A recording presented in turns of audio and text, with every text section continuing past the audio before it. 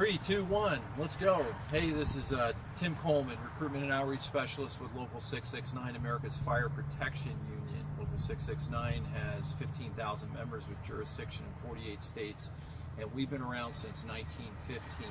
And I'm here with Sergeant Charles Pollard, United States Army, and Local 669 CSP veteran. So welcome. Thanks a lot. Yeah, it's good to be with you again.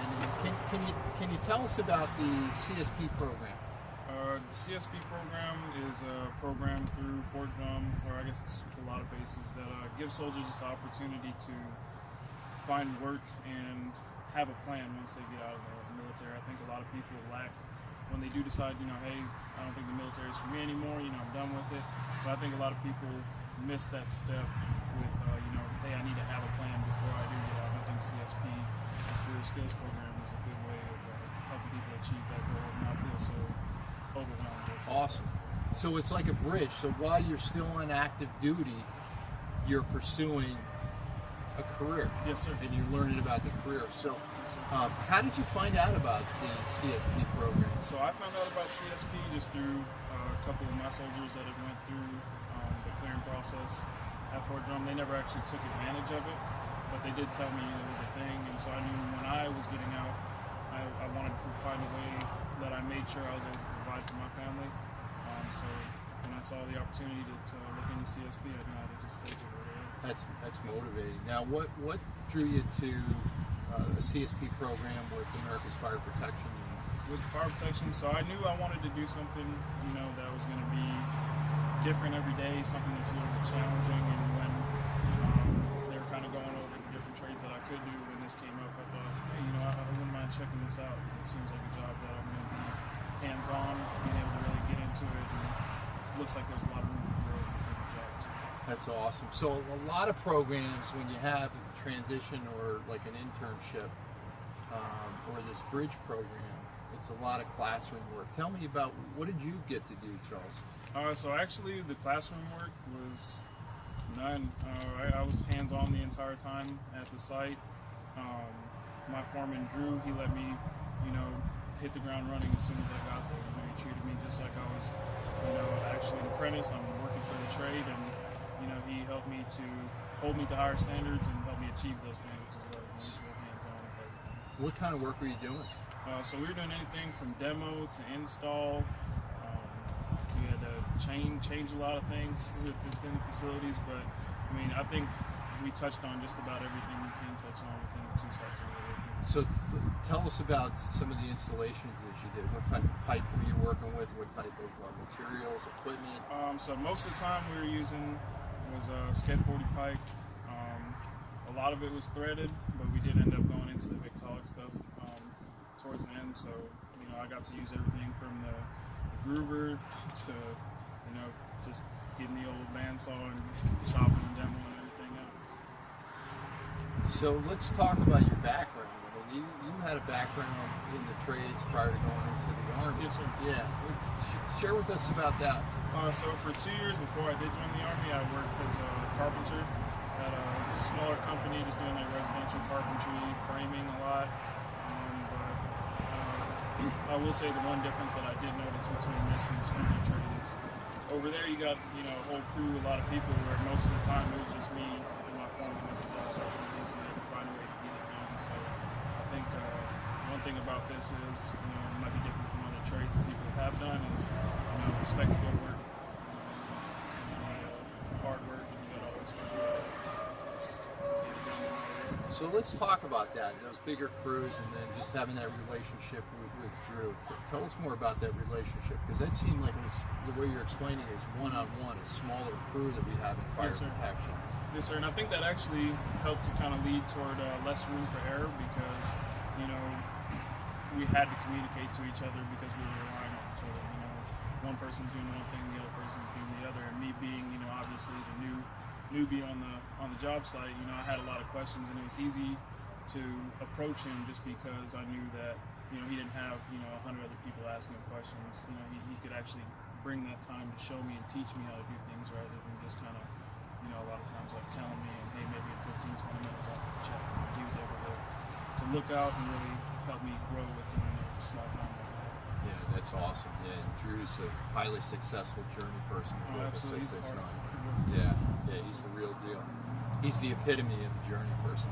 And let's talk about the contractor that you and Drew were supporting, that Drew works for, that you did your CSP internship, not only with Local 669, but with C&W Piping. Yes, sir. Tell us about the culture of C&W and the type of work that C&W does. C&W, it's a better known company, so that was one thing that I was looking forward to. It's just kind of talking and learning the story from one of their owners, Wayne, who was in the service. And, I think their focus is, just making sure that they have disciplined workers that are, willing to show up every day and get the job done. They were easy to communicate to. They kept it on a level where it was like, you had no problem contacting them for any type of problems on the site here. A lot of companies kind of miss that. Yeah, C&W is on the rise and growing like gangbusters, and we need more women and men like yourself that can come right in and just hit the ground running. Absolutely. So what's next for you? You're still in the Army. Yes, sir. Now you came off of CSP and you're transitioning out. You're going through out processing. Yes, sir. And we're sitting outside the gates of Fort Drum right now in upstate New York with the 10th Mountain Division. Yes, sir. And so what's the next step? The next step is just continuing this journey with 669. I got lucky enough to do the internship where now I'm able to start the apprenticeship program process. I'm headed on to Minnesota, so that'll be a good transition coming from New York going back home and linking in with the Local 669 over there. Yeah, that's awesome. And again, we have jurisdiction in 48 states. So I know you and I were talking about the post 9/11 GI Bill, and that's something that you plan on taking. Absolutely,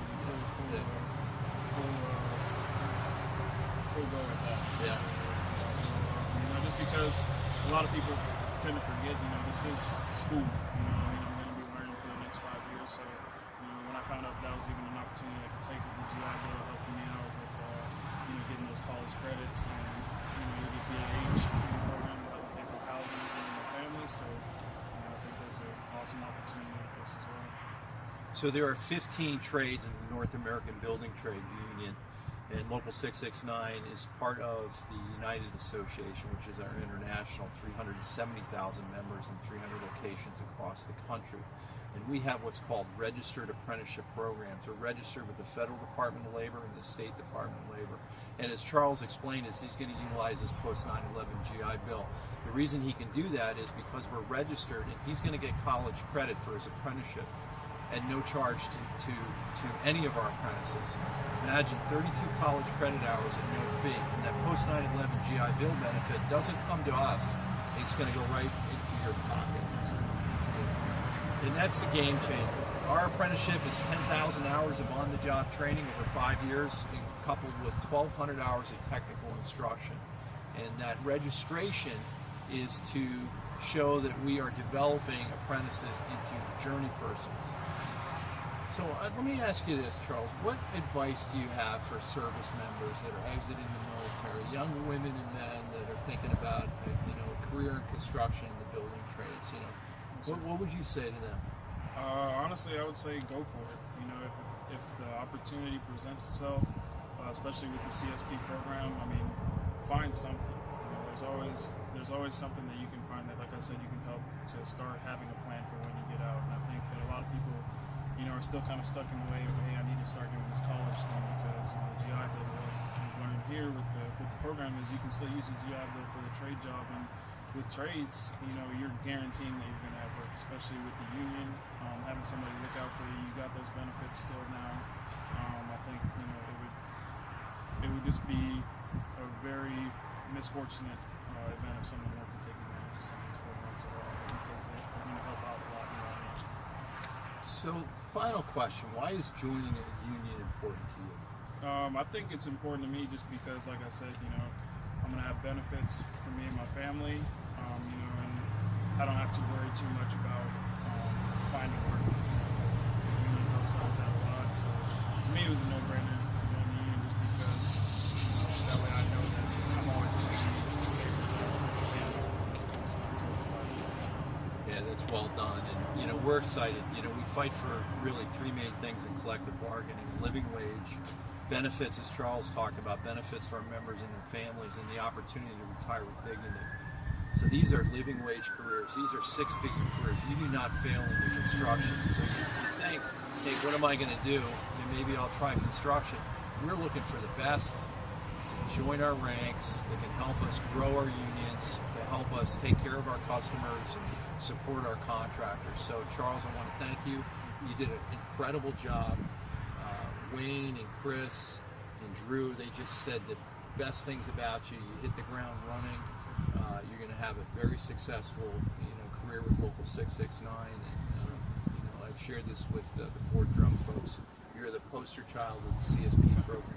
So it's an honor to be with you. Thank you for your service and leading the way. Yes, sir. And, hoorah. Appreciate it. Thanks, sir. Thank you.